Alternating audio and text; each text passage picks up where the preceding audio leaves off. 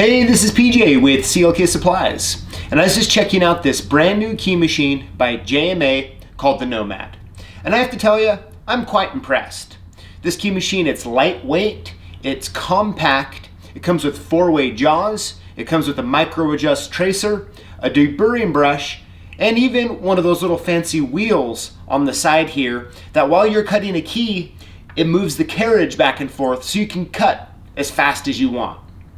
I also noticed while cutting keys on this that it has a really nice motor on it. I haven't got any bogging down while I was cutting keys on this, and I was even pushing it pretty hard.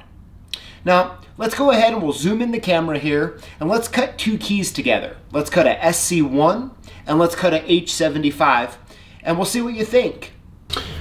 All right, so we'll go ahead and first just cut a basic SC1 key here. So we'll put the key we want to duplicate onto the left, tighten it down, and we'll pull up this little shoulder stop gauge. Put our blank key in right here, just like that. We'll flip this gauge down, we'll turn the machine on. As you can see, the button's right up here at the top left. We'll go ahead and cut this key.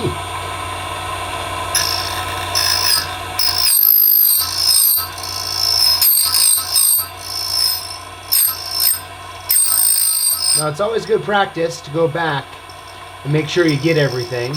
Make sure the key works good. Just like that.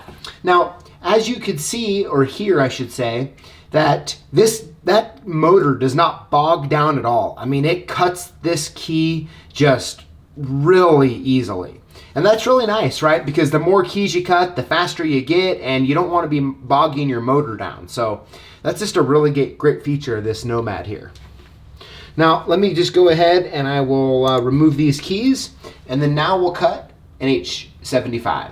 Now, you'll notice on these jaws right here, you're gonna see these little slots. And these slots are for you to put these little steel bars in for any key that you use a tip stop for, right? As you can see, there's no shoulder up here on this key at all, so you use the tip. So what we'll do here is we'll go ahead and just put this bar in just like that. We'll take the existing key, we'll get it put in just like that. We'll take this bar off and we'll put it over here. Now, it does come with a couple bars, but I always just tend to use one. Go ahead and put it in just like that. Once we're done, we'll just remove this steel bar here and we'll turn the machine on and cut it.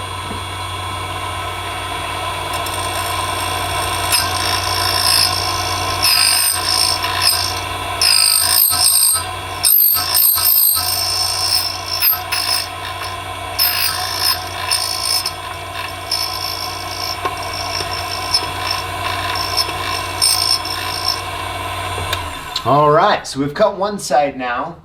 And if there's something, you know, if you haven't noticed, I have not been using the little wheel that makes it even faster to cut keys. And that's only because I'm having to stand off to the side here while I film it and cut these keys. So it's kind of hard to get my hand wrapped around and do it because of the mount that the camera's on right here.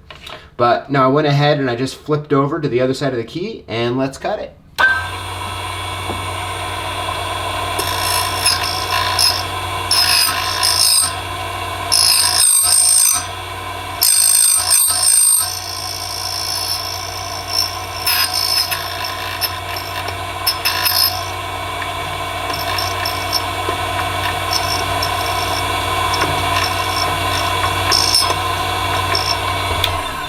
And there we go. We just cut this H75. Now we can turn the machine on and we can deburr it right here on the deburring brush. And like I said just a few moments ago, it does have, let me move this back here a little bit. You can see it has this wheel that you can move back and forth while cutting keys. And typically I would use it. In this though, like I said, with how the camera's positioned, it's a little too difficult to do it and not bump the camera a bunch.